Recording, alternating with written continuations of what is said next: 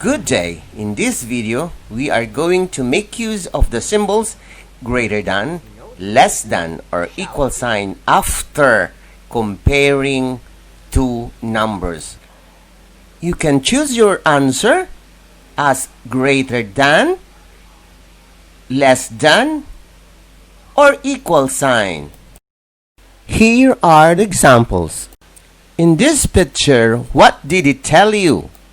A has one apple, while B has one apple. What will be the symbol that you have to use? Is it greater than, less than, or equal sign? Yes, 1 is equal to 1. This can be read as 1 is equal to 1. How about the second one? What will be the symbol? Set A has one apple, while set B has two apples. What will be the symbol you are going to use? The answer is less than sign. This will be read as 1 is less than 2. How about the third example? What symbol are you gonna use? Group A has two apples, while the group B has one apple. What symbol do we gonna use? Yes, we will use the greater than sign. This is read as 2 is greater than 1. How about the fourth one? Group A has 4 apples. Group B has 6 apples. What symbol are you gonna use? Will it be greater than, less than, or equal sign? Since 4 is less than 6, we will use less than sign.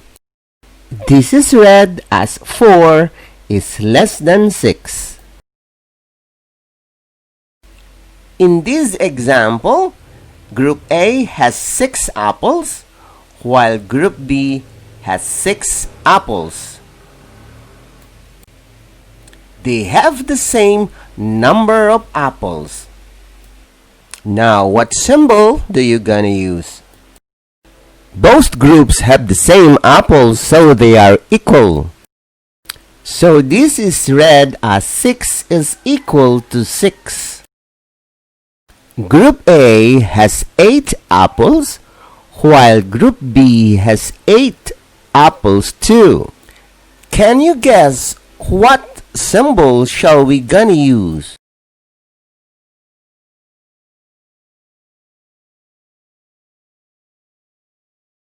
Yes, it's equal sign. Both sides have the same apples. This is read as 8 is equal to 8. Group A looks bigger than the Group B. How many apples does Group A has?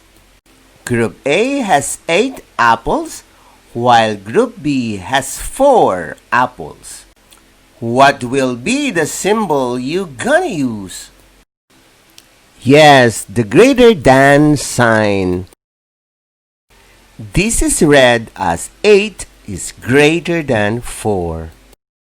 This is number 7. How many apples does Group A has? How about Group B? How many apples does Group B has? Groups A and B have the same number of apples. Therefore, the symbol that we're gonna use is equal sign. This is read as 2 is equal to 2. You are great! We are now in number 8. Group A has 3 apples, while Group B has only 1 apple.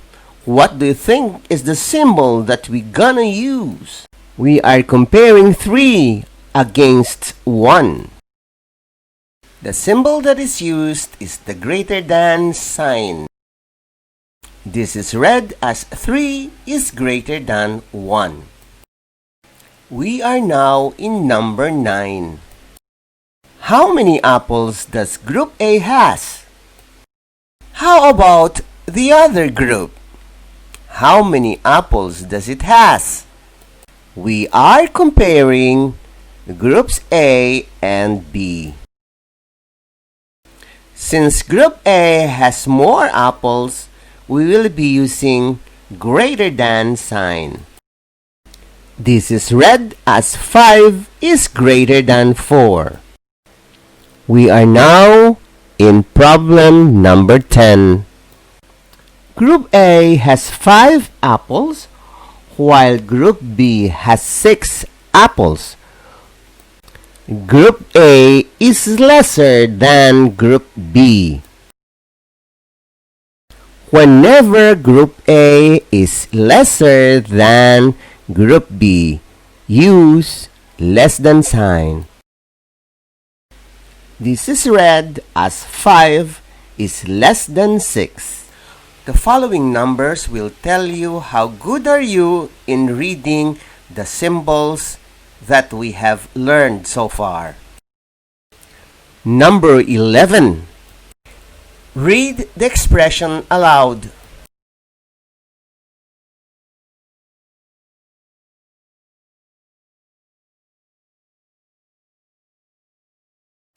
Number 12. Read the expression aloud.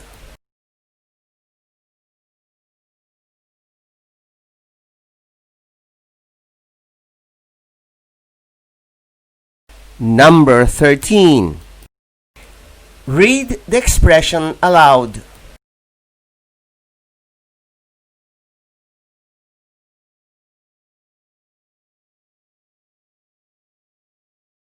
Number 14. Read the expression aloud.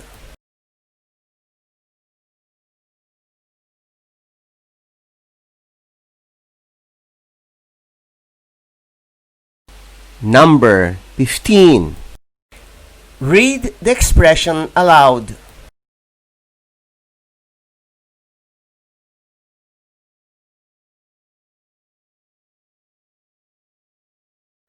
Number 16.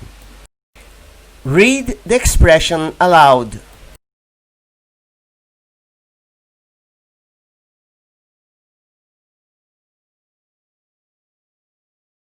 Number 17.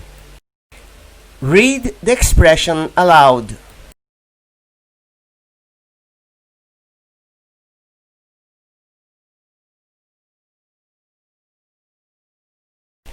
Number 18. Read the expression aloud.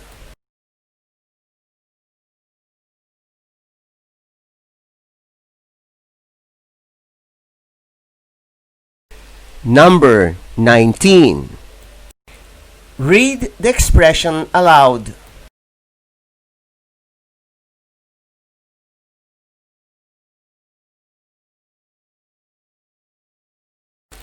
Number 20. Read the expression aloud.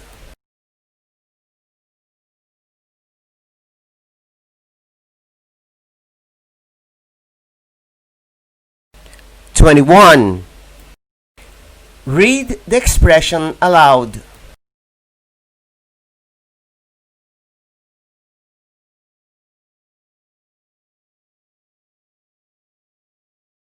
(22) Read the expression aloud.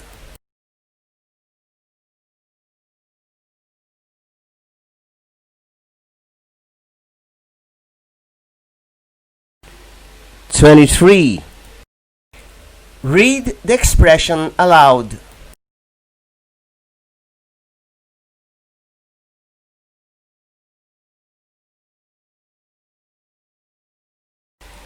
(24) Read the expression aloud.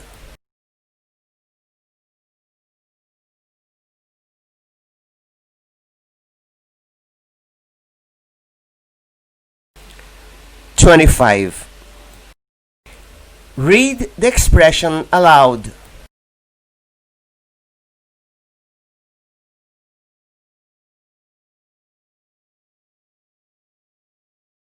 Congratulations! Now you are an expert in comparing two numbers using our symbols.